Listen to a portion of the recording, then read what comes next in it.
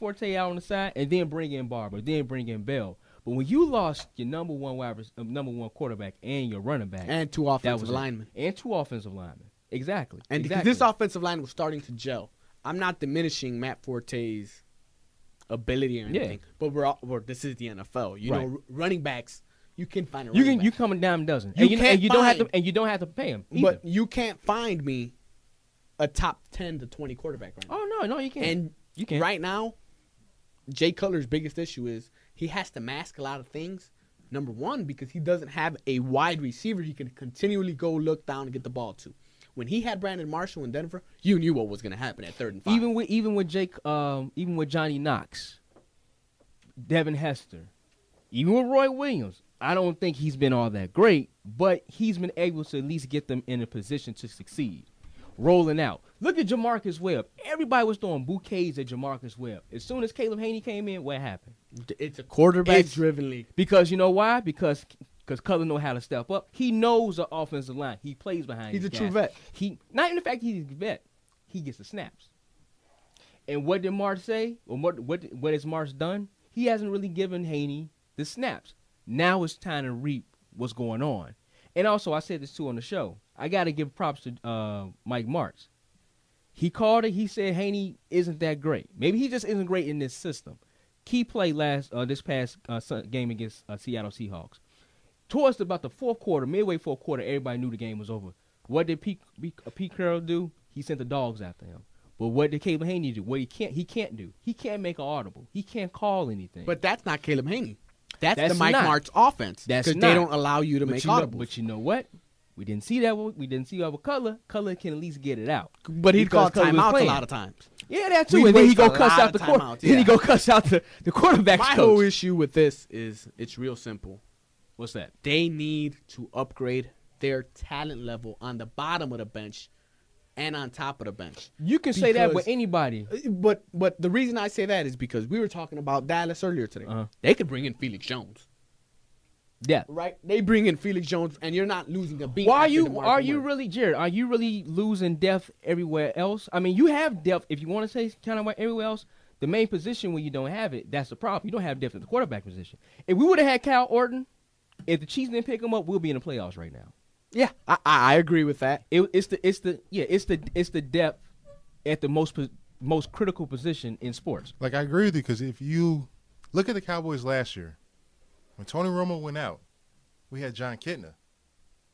We're going through the same issue what the Bears are going through right now. But John Kitna was a pretty viable backup quarterback. He's been around the league a couple of times. Caden Haney's only been here, and you would think 4 years. How long he's been here, though? 2 years? 3 years? 3 years. 3 years under Mike Mart's up under Mike Mart's offense. 2 years, but like the whole thing though, if you want to like break it down now, with John Kitna, he wasn't getting the snaps. Like it's like what you just said with Caleb Haney. Jay Cutler was getting the snaps. It wasn't John Kitna. Well, is this an NFL problem where backups don't get 10, 20 snaps, 20% of the snaps every week? No. Should they be given some more snaps? Because think about it. If the most important position on the field is quarterback, and you're one hit away from losing your starting quarterback, shouldn't your backup quarterback get some snaps to know how these wide receivers work? I would think so. And they don't. They don't. None of these backup quarterbacks do. I'm not gonna say none of them because I'm sure it's other teams out there that probably do prepare. But the majority, you're looking at maybe 4 or 5 teams. Look at Houston. Look at Houston. They lost 3 quarterbacks. They down to 2 quarterbacks. They down to Yates. And what happened? He came in and he won them the game. Exactly. But he also has a strong offensive line. Yeah, I'm not saying that he don't. I'm not saying you have a brick wall in front of you. If you can't get the ball to the wide receiver in that right position, at the right time, what's the use? You're nothing. Exactly. Like if you just said you're talking about T.J. Yates. Look what T.J. Yates has though. He has a running game right now. The Bears, they don't have a running game. They have Marion Barber and Khalil Bell. Yeah, now Khalil Bell is better than Marion Barber. It's the same thing what happened to Dallas last year. When Tony Romo went out, you had John Kitna. Dallas' running game last year was horrible. How many games was Romo out? Romo was out. He was out. He got out. He got injured versus the Giants game. I think that was week 4, week 5. He was out. He was out like 6 or 7 games last year. No, technically no.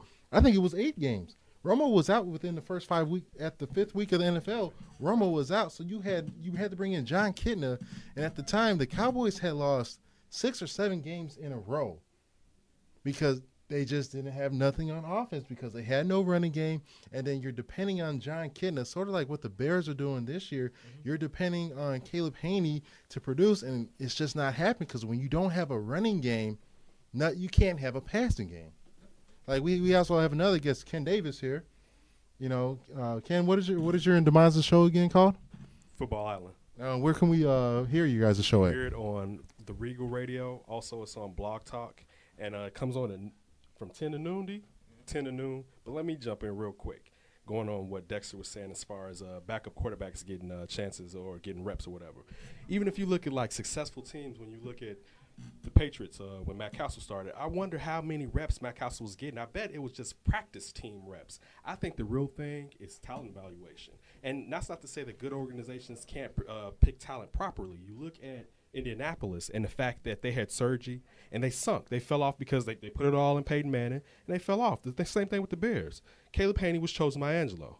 Regardless of what system he is, Caleb Haney is not a good quarterback. He's not. And that's the major thing with the Bears and with any franchise, but especially the Bears here in Chicago. We have no depth. You were saying earlier we need to build from the top and the bottom. He was like everybody. But really, it's the bottom. We've said in the past, the year they went to the Super Bowl, you had people like Ricky Manning on the bench. You had guys that would start, even though it was defense. You had guys that would start on other teams depth-wise on our team. Now we don't have anybody. We have busted draft picks. How many draft picks have the Bears drafted and either let go or cut? And the worst part is they don't get picked up by anybody. See, that's what I was telling Dexter about earlier when we were discussing the Dallas Cowboys.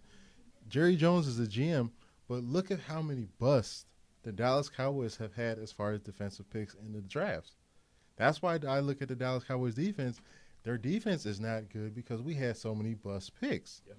And that's the problem. Since Parcells been gone. Yeah. Since Parcells been gone and Jerry Jones has had the keys to his toy, Dallas has suffered and been woeful. Yeah. But if Jerry Jones, because I like Jerry Jones as an owner. I don't like him being hands-on with everything. And you said this earlier on your show that he needs a strong coach. I think even if he just had a strong president or GM, somebody that he would listen to. He's not going to give that up. I think he will again. You know why I think he's not? Because they're going to suck again. And when they suck, he's going to have to turn to somebody and give them control of his team like he did Parcells. Now, I'm going to give Jerry credit for one thing. As long as he has Tony Romo, that team will not be a bad team. They'll win between 7 and 10 games because how Tony Romo knows how to run that offense. As long as they're winning between 7, 10, maybe even 11 games, he's going to still think he's doing a good job. I disagree. You know why? Because that building is humongous. And 7 wins isn't going to work like it used to work. But 9, 10 competitive in the East, they'll get 90,000 people in there. Because you got to remember, in Texas, it's all about football. I agree. But they're not going to be able to, even go along with what you're saying. How many years are you going to get out of Tony Romo? 1. And we're also saying how many good years are you going to get out of Tony Romo? And it's also not Tony Romo. Like, we can't put It's the team. It's the whole team. This is the NFL in every sport. It's still a team game. But people don't like to hear this. If you're the quarterback, you're going to get most of the blame and you're going to get most of the credit. Aaron Rodgers was given all the credit last year, and everybody forgets how good those guys were playing on defense on the other side of the ball. They led the league in turnovers. Yeah. Last year, they balled down on defense. They balled down. This year, they're kind of getting back to it. But last year, they balled down. The most important thing I look at is we're all talking about these quarterbacks. How many elite quarterbacks do you really see in the NFL? I think it depends on how high we raise elite to. Because if we're saying elite, right now there's 3. Who's your 3?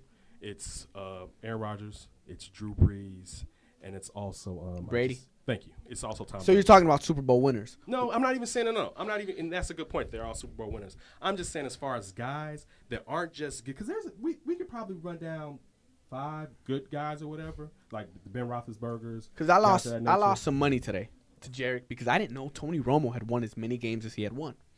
You look at the wins Tony Romo has, Matt Ryan has.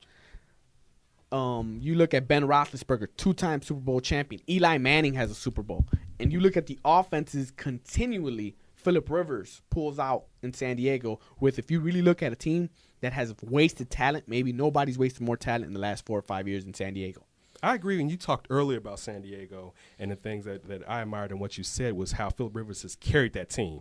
He carried that team this last 5 years, especially throughout the bottom of the season, a lot. If it wasn't for Phillip Rivers, San Diego. That's a 3-win team. Exactly. They would suck if it wasn't for. But this is something I've said on the show. I think we've seen the best of Phillip Rivers now. I think he's gotten. This is no. Just listen. I don't think he's going to be in the past. I think he was in the top 5. I think he's going to be sliding down to the bottom of that top 10 now. I don't think he's going to be physically a top elite quarterback. Now we're like he talking was. about all these elite quarterbacks, all these good football teams. What's going to happen these next 2 or 3 years? Because now we're getting a bunch of young quarterbacks in, like we had when Eli came in, when Ryan came in, when Roethlisberger came in 5-6 years ago. Now we're getting another bunch. We just got Cam Newton. We're probably going to get Barkley and Luck and RG3. Yep. What is going to be Case Keenum. what's going to be the shape of the NFL now? Because there's going to be so many young quarterbacks. Who's really going to be looking for quarterback? Because if you look at a team like Dallas, what is Tony, 32, 33? I think the run was about 33 right now. Do you go late? Yeah, he's sat in the bench for 5 years. If you sit here and it's the late first round pick and there's RG3 there and you know Romo might only give you 2 or 3 years, do you go take that risk and go get a young quarterback? But even going along what you're saying, I think we are getting a surplus of new QBs coming in, but we're also finding out some of the QBs that we thought were going to be as good have kind of backsliding when we look at Josh Freeman, for instance. Everybody thought Josh Freeman, we were hyping him up, and I'm a Josh Freeman fan. Some of it I put on Rasheed Mathis.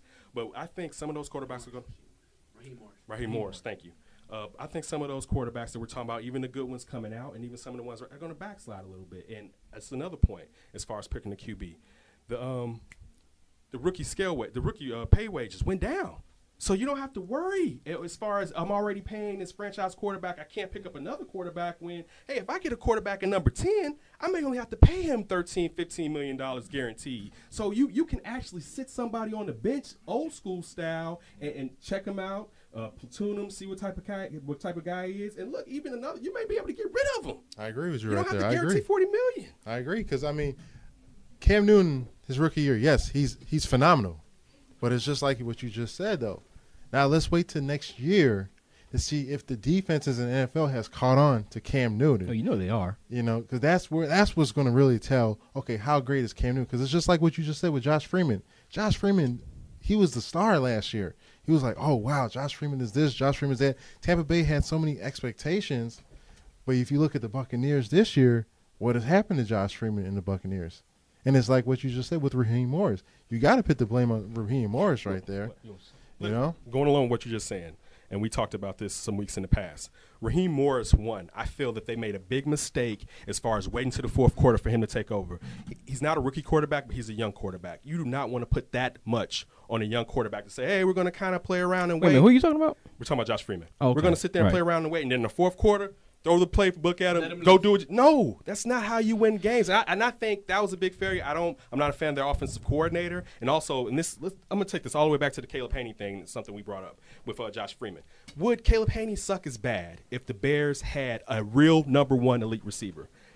Like, honestly. I told you, I said that 1,000 times, man. So You got to have the support Josh around Freeman. him. Josh Yeah. Freeman. Would Josh Freeman suck as bad if he had a guy when someone is bearing down on him? I'm going to sling it up to so-and-so, my Megatron, and I know chances are 80% of the time he's going to come down with it. And it goes back to GM and as far as the Bears and personnel. Without top-flight guys, especially a top-flight receiver for your number 1 quarterback, you're putting them at a disadvantage.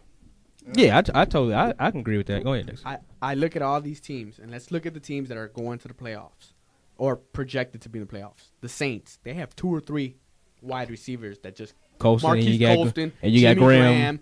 Lance Moore, now even Robert Meacham thinks he's somebody. These guys can flat out run and play. Yeah, yeah. You go look over there in the AFC with Brady. Brady has Welker, Gronkowski,